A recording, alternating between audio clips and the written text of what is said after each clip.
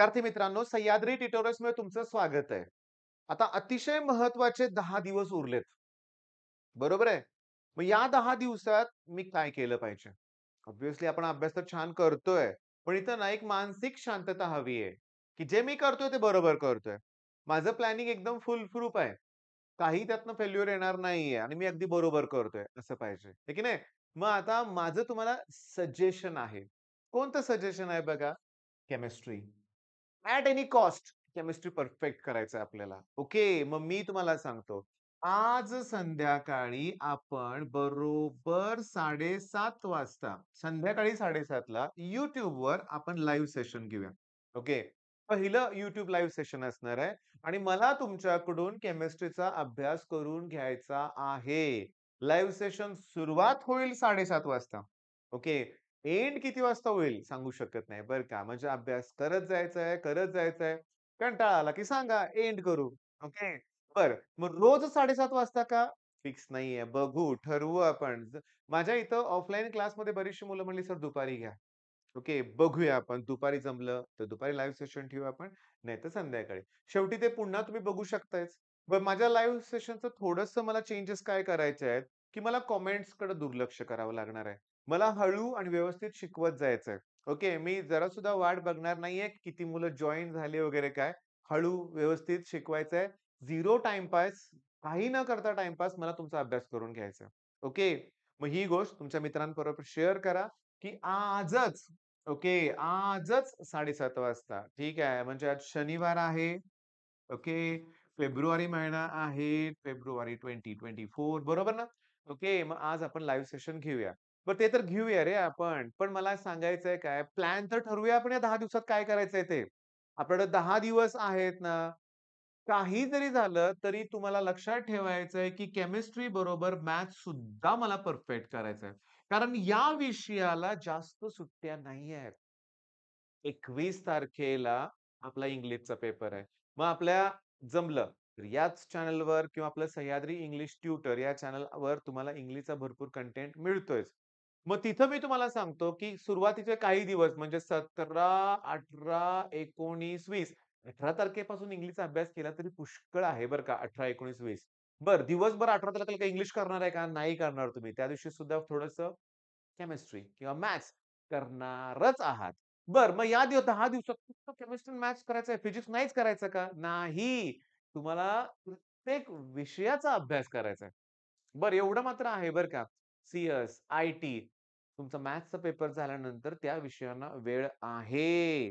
मग या 10 दिवसात मी तुम्हाला सांगतो टॉप प्रायोरिटीनं केमिस्ट्री, त्याच्यानंतर मॅथ्स आणि बऱ्यापैकी निदान 50% जो अभ्यास तुमचा झालाय त्याची रिव्हिजन व्हायला पाहिजे फिजिक्सची. ओके. 50% थोडंसं पेंडिंग ठेवू. इंग्लिश नंतर करूया ना आपण. बरं, या प्लॅनमध्ये ज्याचा मराठी सब्जेक्ट आहे ना, त्या मुलांनी थोडी काळजी घ्या. कारण तुमचा इंग्लिश नंतर मराठी असणार आहे आणि मग 27 तारखेला आय थिंक काहीतरी फिजिक्स असणार आहे. त्यामुळे तुम्हाला थोडासा कमी वेळ मिळणार आहे बरं का. मग आता केमिस्ट्रीचा अभ्यास ते रडगाणिक नेहमी असतं बरं का मुलांचं. मला ऑर्गॅनिकच जमत नाही. ओके. न्यूमेरिकल्स फॉर्म्युले पार्ट आहेत. कॅल्क्युलेशनच जमत नाही. मला इनऑर्गॅनिक जमत नाही. मला हे जमत नाही, ते जमत नाही. आपण एक लक्षात घ्या. तुम्ही या लाईव्ह सेशन जॉइन करा. आपण टॉपिक वाईज जाणार नाहीये. आपण आय-एम-पी क्वेशन घेणार आहे, की जे सारखे रिपीट होतायत. ओके. तिथंही फास्ट थोडंसं होणार आहे. कारण एक लक्षात फॉर एक्झाम्पल सांगू का तुम्हाला मी, आता एखादी गोष्ट शिकवायची आहे मला. कुठलीतरी एखादी रिएक्शन ऑफलाईन क्लासमध्ये. मग आज मी माझ्या 11th स्टँडर्डच्या मुलांना फक्त ओझोनोलिसिस तास, दीड तास त्याच्यावर रिवाईज करून घेतलं. का? त्यांना एवढं बोललो मी. 11 हायड्रोकार्बन टॉपिकमध्ये ओझोनोलिसिस आहे.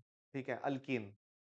पण अल्डिहाइड कीटोन 12th स्टँडर्डमध्ये प्रिपरेशन रिएक्शनमध्ये तेच आहे ना. तुमच्या लक्षात आलंय का? म्हणजे लाईव्हमध्ये थोडंसं फास्ट होईल थोडंसं बरं का. पण तुम्हाला समजेल नक्की बरं का. मग आपला प्लॅन तर ठरलाय. काय प्लॅन ठरलाय?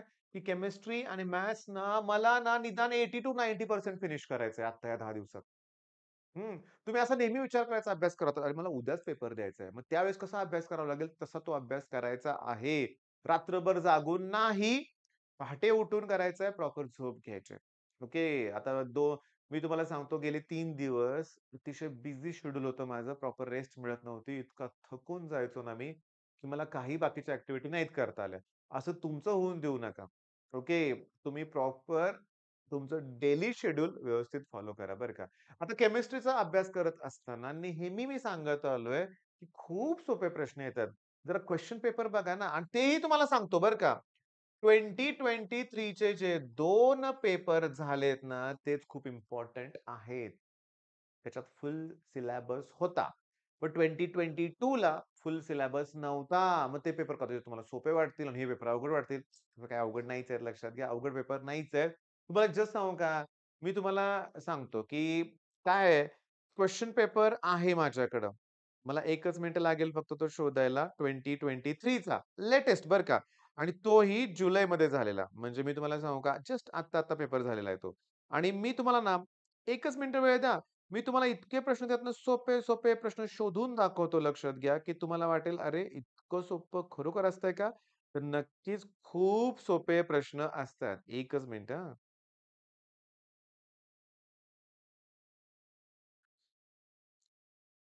ओके. क्वेशन पेपर मला मिळालेला आहे केमिस्ट्रीचा. जुलै 2023 चा पेपर आहे बरं का. आता ह्याच्यात ना मी सेक्शन डी कडे जातो डायरेक्टली. डिफाइन गँग, डिफाइन कीटोन, त्याच्यानंतर मिथिलीन क्लोराइडचे एन्व्हायर्नमेंटल इफेक्ट, डिफाइन गँग. त्याच्यानंतर मी तुम्हाला सांगू का इंटर कंपाउंडचे डेफिनेशन, डिफाइन आयसोमॉर्फिझम. त्याच्यानंतर define buffer solution, define ebullioscopic constant. खरं बोलतोय मी, इथलं वाचून दाखवतोय. आताशी सेक्शन सी पर्यंत पोहोचलोय मी. सेक्शन बी मध्ये व्हॉट इस ग्रिग्नार्ड्स रिएजंट ठीक आहे. त्याच्यानंतर Ostwald dilution law, phenol from cumene, glucose from sucrose ठीक आहे. रेट लॉ तुम्हाला सांगतो gamma isomer of benzene hexachloride, cell constant. अरे कसा पेपर आहे? स्वरूप कळालं का तुम्हाला? ऑब्जेक्टिव्ह टाइपचे questions, MCQ, definition, explanation 30-40 mark झाले. कुठलं न्यूमेरिकल बघितलं का मी? नाही. मग असे प्रश्न शोधून घेऊया ना आपण. काळजी करायची नाहीये. ओके. आणि तुम्ही या क्रमाने जावा. हो, मुलं मला विचारतात, की 5 पेपर बोर्डचे केले तर पास होईल का? नाही होणार. नाही होणार. मला प्रत्येक टॉपिक मधल्या सगळ्या definition, diagram, distinguish, explanation the term हे करायचे तुम्ही. मग चालेल. हो, आणखीन एक प्रश्न. माझे 10 पैकी 12 टॉपिक झालेत, 4 टॉपिक नाहीच केले तर चालतील का? नाही चालणार, करावे लागतील. अरे कर ना. ठीक आहे, सेमीकंडक्टर तू ऑप्शनला ठेवलायस. सेमीकंडक्टरमध्ये ते अल्फा, बीटा ते आहे ना, ते करा ना. लॉजिक गेट कर ना. येते परीक्षेत ते. का ऑप्शनला ठेवायचं 100% टॉपिक नाही ठेवायचं बरं का. टॉपिक मधले काही प्रश्न तुमच्याकडे होणारच नाहीयेत, नका करू. बाकीचं तर होईल ना बाळांनो. मग ही स्ट्रॅटेजी आता तुमच्या लक्षात आलेली आहे. ओके. मग आज लाईव्ह लेक्चर आहे. अटेंड करा. मित्रांबरोबर शेअर करा. अभ्यास चांगला करा. All the best.